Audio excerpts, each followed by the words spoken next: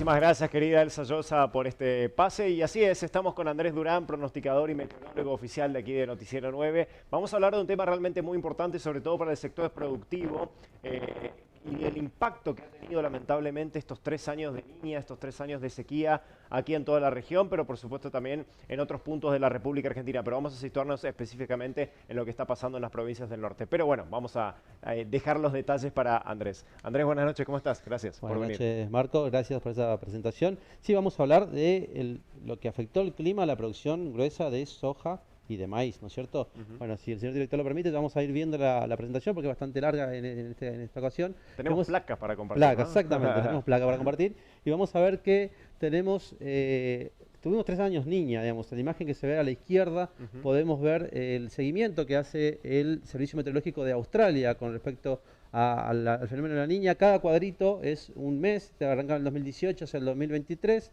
Los colores azules son fenómeno niña en ese mes. Arranca desde el mes de enero hasta el mes de diciembre. Enero está a la izquierda, diciembre está a la derecha. Los colores rojo o rosas son fenómeno niño y los colores azules son fenómeno niña. Fíjate que del 2020 en adelante tuvimos fenómenos niña, toda la mitad la segunda semestre del 2020, 2021, 2022. Y atención con este detalle porque a partir de julio de 2022 se intensificó el fenómeno de la niña y fue todo el segundo Claro. semestre de 2022 y comienzo de 2023 Ahora, y el el año 2022 es casi todo niña, todo niña y se intensificó hacia finales de año.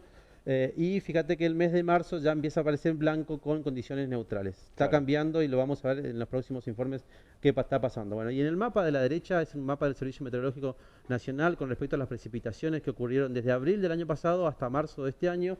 Precipitaciones por debajo de lo normal, podemos ver en el mapa que tenemos los colores rojos con déficit de precipitaciones, los colores verde con exceso de precipitaciones en esos lugares. Casi todo el mapa está en color rojo, fíjate que desde el norte de la Patagonia hasta el norte del país, todo centro del país, norte del país está con colores rojos, Sí. déficit de precipitaciones.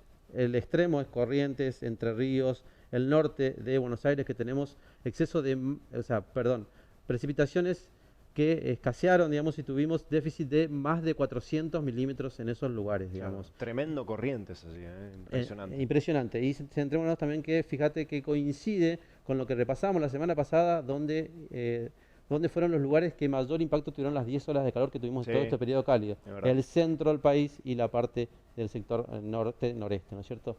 Bueno, si ahora ya dejamos de lado el contexto general que nos trajo al panorama que estamos viviendo ahora. Ujú. Vamos a hablar del panorama que estamos viviendo ahora en la próxima placa. Todo este contexto de niña provocó los números que te voy a decir ahora. Escucha bien. El otoño del año pasado, otoño 2022, o sea, el mes de marzo, abril, mayo y parte de junio del año pasado, fue el otoño más seco de los últimos 35 años. Claro. La primavera del año pasado, septiembre, octubre, noviembre, diciembre, la primavera más seca de los últimos 35 años. Diciembre, enero y febrero también con déficit hídrico, no llegaron al récord histórico, pero con déficit hídrico también. Y a mitad de febrero tuvimos un intenso frente polar, frente frío polar, que produjo un descenso de temperatura el día 16, 17 y 18 de febrero en todo el país, provocando mínimos históricos para el mes de febrero y provocando heladas agronómicas en el centro del país principalmente. Buenos Aires, La Pampa, sur de Córdoba, sur de Santa Fe. Entonces, a todos los cultivos que ya venían castigados por la ola de calor, llegó la ola de frío y a los pocos cultivos sobrevivientes le pegó las heladas y Claro, los terminó de matar, digamos. exactamente, o sea, un panorama muy muy complejo. Claro. Así que todo esto, todo este contexto generó lo que vamos a ver en la próxima placa, Ujú. que es una de las cosas que están monitoreando constantemente los ingenieros agrónomos, que es la humedad del suelo. La humedad del suelo. La Exactamente, famosa humedad del suelo la para, humedad para del la suelo, siembra, ¿no? exactamente para la siembra. En la próxima placa, señor director, podemos ver la curva, donde Ahí en la está. curva amarilla podemos ver lo que es habitual, las condiciones de suelo habitual. Esto está desde el mes de enero al mes de diciembre. Y las condiciones habituales es la curva amarilla, que está bien por encima. Ujú. La zona gris es el promedio de los últimos 5 años, el máximo y mínimo de los últimos 5 años. La curva azul es lo que pasó el año pasado. Claro. Fíjate que tuvo un pico para el mes más o menos para el mes de marzo, abril, Ujú. pero después empezó a descender y coincide con el mínimo de los últimos 5 años. Fíjate que la curva Claro. azul termina diciembre en los mínimos históricos. ¿Y cómo comienza 2023? Muy abajo. Muy, muy abajo, lo que está allá, el costado bien inferior al inferior izquierdo, podemos ver que está en unos valores de 30% por debajo de los valores normales. La separación entre la curva amarilla y la curva de 2023 es enorme, digamos. Claro. Todo ese contexto generó esto. Y bueno, y esto obviamente que impactó en la producción de soja. Todo lo que tiene que llover para llegar a la línea amarilla todavía, ¿no? Todo lo que falta. Todo lo que falta. Pero bueno, ese es un panorama que vamos a hablar después cuando hablemos de lo que se viene para los próximos meses en cuanto a precipitaciones. Por lo menos el panorama ese es alentador. Claro. Pero seguimos con el informe, volvemos. Dale. Vamos a ver qué impacto tuvo todo esto, contexto que estamos hablando en la producción de soja en esta campaña, o por lo menos lo que se prevé en esta campaña 2022-2023. En la placa anterior podemos ver el promedio de los últimos 5 años, que estamos hablando más aproximadamente en 49 millones de toneladas, que fue el promedio de los últimos 5 años, y el valor que se espera para este año es de tan solo 25 millones de toneladas. O sea, la mitad. La mitad de lo que tuvimos en los últimos 5 años, y por todo el contexto que yo te estuve explicando, Claro. impactó directamente en la producción de soja. ¿Y cómo dimensionamos estos 25 millones de toneladas? Y eso lo podemos ver claramente en la próxima placa. Los 25 millones de toneladas representan el valor mínimo de producción de soja en los últimos 20 años.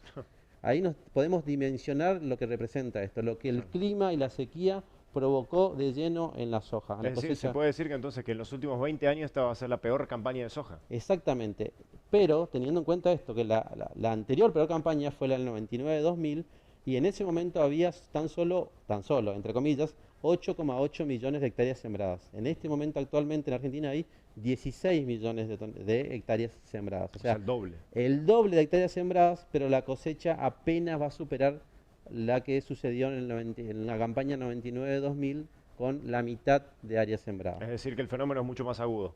Exactamente. Bueno, eso fue lo que sucedió con la soja, digamos. Claro. Una de las peor campañas en 20 años. Pasemos a hablar ahora del maíz, que es el otro factor importante. En la próxima placa vamos a poder ver qué sucedió con la siembra del maíz.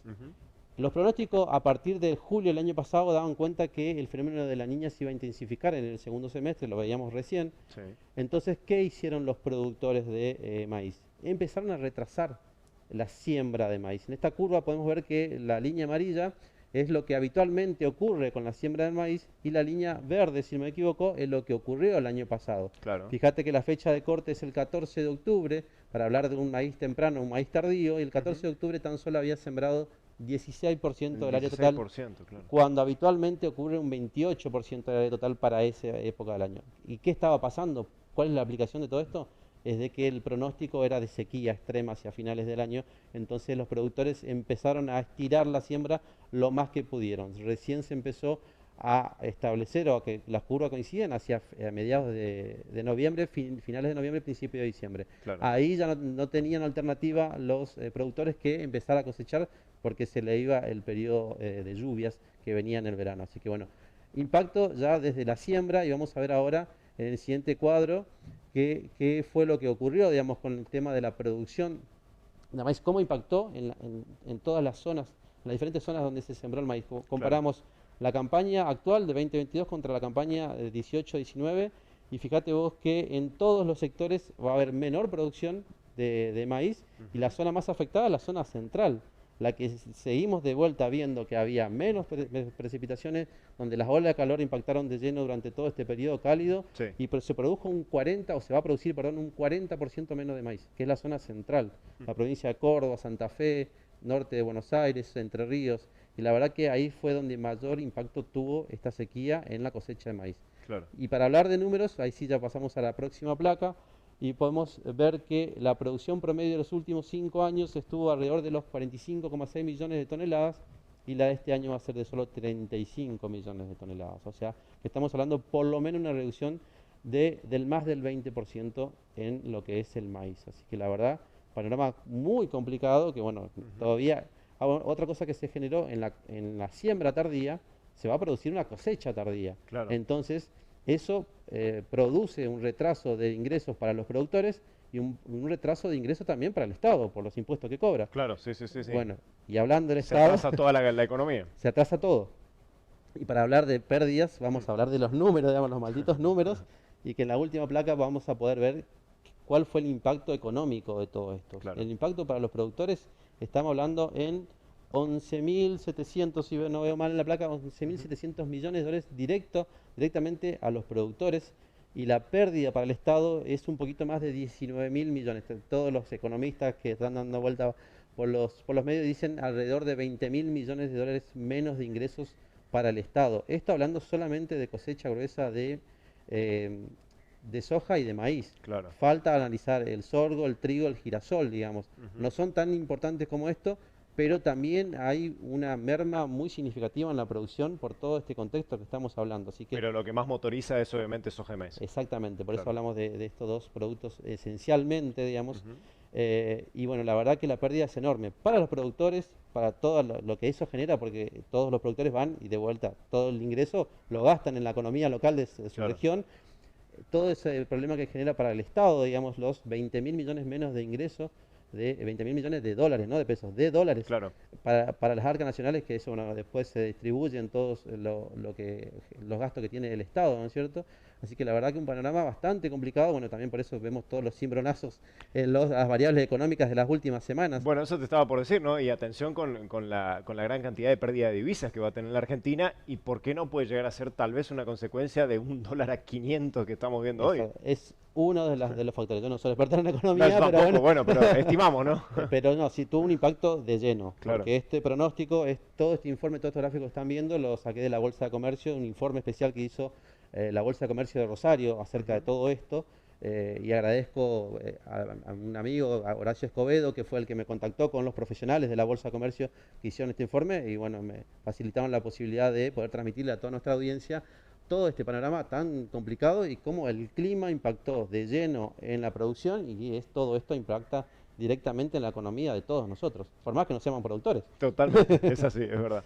Andrés, completísimo como siempre. Muchísimas gracias por este informe, ¿eh? De nada, gracias. Así que bueno, muchas gracias Andrés. Andrés Durán, nuestro meteorólogo y pronosticador. Así que atención a toda la gente del campo, toda la gente productora y las zonas productoras, tanto de la provincia de Chaco como de la provincia de Corrientes, en definitiva, toda la zona del nordeste argentino.